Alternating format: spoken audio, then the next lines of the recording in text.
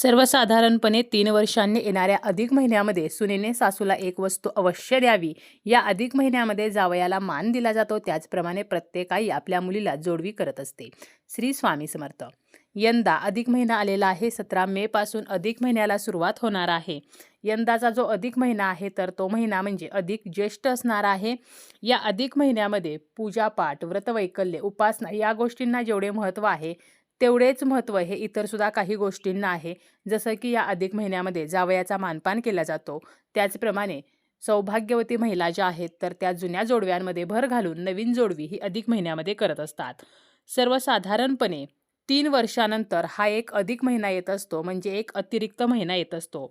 चैत्र महिन्यापासून फाल्गुन महिन्यापर्यंत 12 महिने असतात आणि यामध्ये मराठी वर्षाप्रमाणे जर आपण पाहिलं तर 355 दिवस येतात आणि इंग्रजी कॅलेंडरप्रमाणे जर आपण धरलं तर 365 दिवस येत असतात. म्हणजे प्रत्येक वर्षी मराठी कॅलेंडर आणि इंग्रजी कॅलेंडर तर यानुसार 10 दिवसांचा फरक जो आहे तर तो येत असतो आणि 3 वर्षांनी हा फरक जो आहे तर तो 30 दिवस होतो. म्हणजेच काय तर एक अधिक महिना वाढतो, म्हणजे एक अतिरिक्त महिना येतो ज्याला अधिक महिना म्हटलं जातं. त्याचप्रमाणे याच महिन्याला धोंड्याचा महिना, पुरुषोत्तम मास, मलमास म्हणून सुद्धा ओळखले जाते. 16 शृंगारांपैकी एक म्हणजे जोडवी. जोडव्यांना सौभाग्याच्या दृष्टीने खूप महत्त्व आहे. आपल्या पायाच्या अंगठ्याजवळच्या बोटामध्ये ही जोडवी घातली जातात. त्यामुळे त्या बोटाची शीर दाबली जाते आणि आरोग्याच्या समस्या कमी होतात.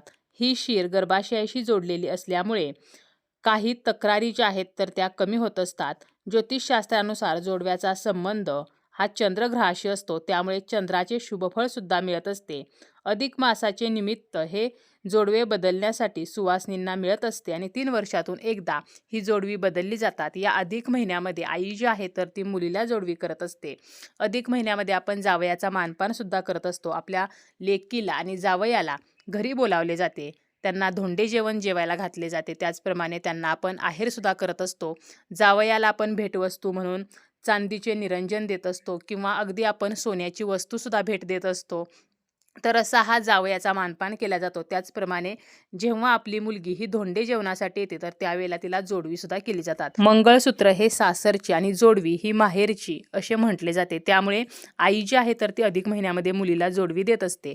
परंतु आईला जर जोडवी करणे शक्य नसेल तर मुलगी स्वतः सुद्धा ही जोडवी करू शकते किंवा सासरच्या व्यक्तींनी जरी ही जोडवी केली तरी सुद्धा चालतात. असं अजिबात नाही की जोडवी जी आहेत तर ती माहेरच्याच व्यक्तींनी करावीत किंवा आईनेच करावीत.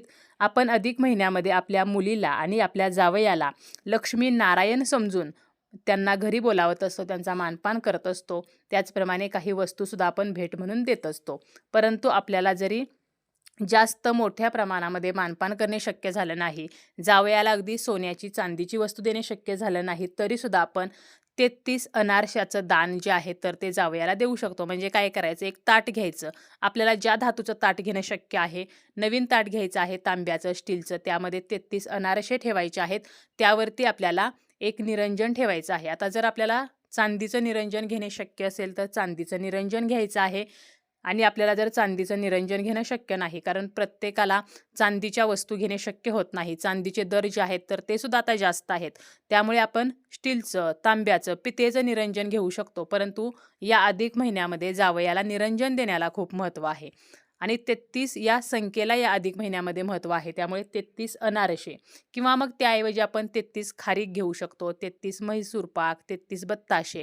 तर अशी कोणतीही आपण 33 या संख्येमध्ये वस्तू घेऊन त्यावरती निरंजन ठेवून ते प्रज्वलित करून आपल्याला जावयाला हे द्यायचं असतं.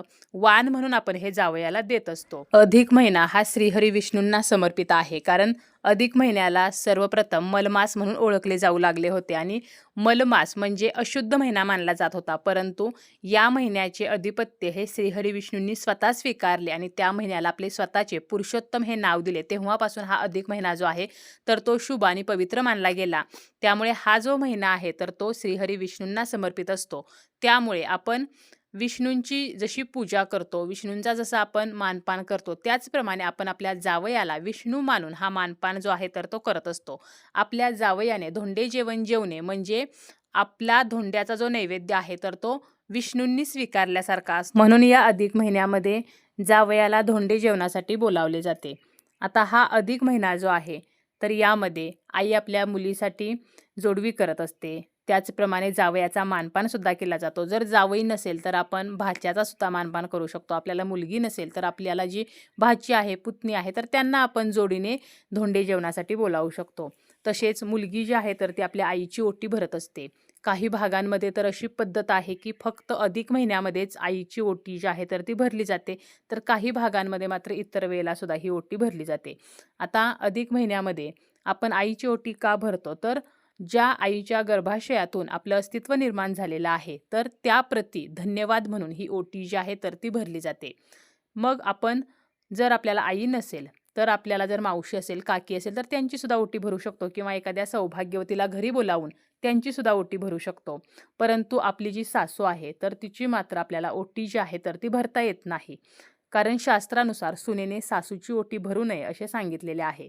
बऱ्याच वेळेला असं होतं, की काही गोष्टींचे शास्त्र आपण पाळत नाही आणि आपण आपल्या मनाप्रमाणे काही नियम जे आहे तर ते बनवत असतो. परंतु हा ज्याचा त्याचा प्रश्न आहे, की कोणत्या गोष्टी आपण पाळायच्या आहेत, कोणत्या गोष्टी आपण पाळायच्या नाहीत. तर सुनेने सासूची ओटी जी आहे तर ती कधीही भरू नये. परंतु हा अधिक महिना जो आहे तर तो व्रतवैकल्यासाठी जेवढा खास आहे तेवढाच दानधर्मासाठी सुद्धा महत्त्वाचा आहे.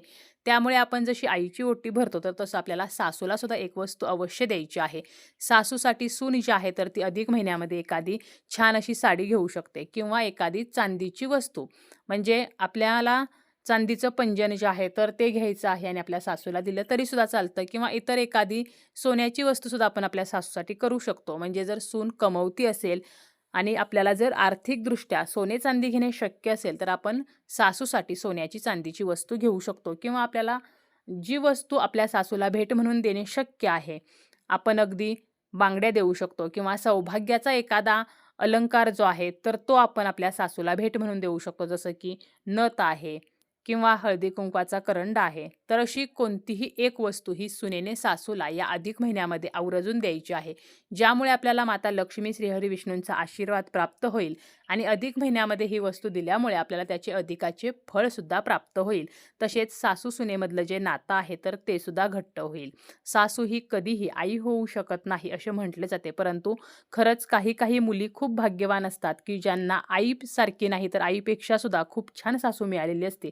तर अशा सुनेने तर अवश्य आपल्या सासूला या अधिक महिन्यामध्ये कोणती ना कोणती वस्तू जी आहे तर ती भेट म्हणून द्यायची आहे.